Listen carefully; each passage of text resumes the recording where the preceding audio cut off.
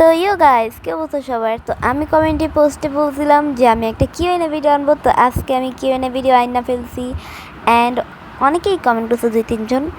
তো চলো শুরু করা যাক, লেটস গো। সো ফার্স্টে আফসুর কমেন্ট করবো। আফসুর কমেন্ট করছে তোমার বিএফের নাম কি?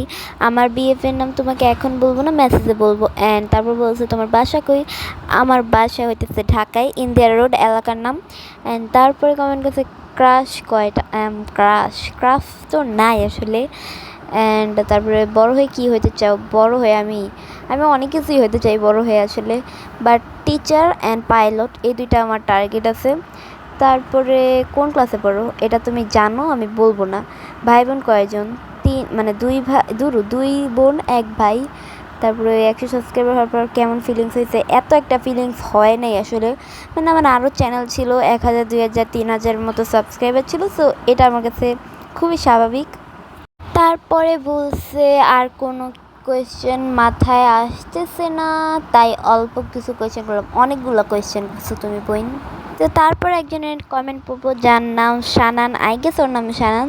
তো লিখছে তোমার ওয়াইটি চ্যানেলের ব্যাপারে কি তোমার স্কুল কলেজের মানে সবাই জানে? আর জানলে তাদের রিয়াকশন কী ছিল? ভাই কাউরে আমি বলি নাই আমার ইউটিউবের কথা। সো এইটাই, কেউ জানে না এই। তো তারপর রাহিব গেমিং ওয়াইটির মানে কমেন্ট পড়বো যে সামিরা প্লেস কেন ভাই? অন্য নাম দিলে কি হইতো?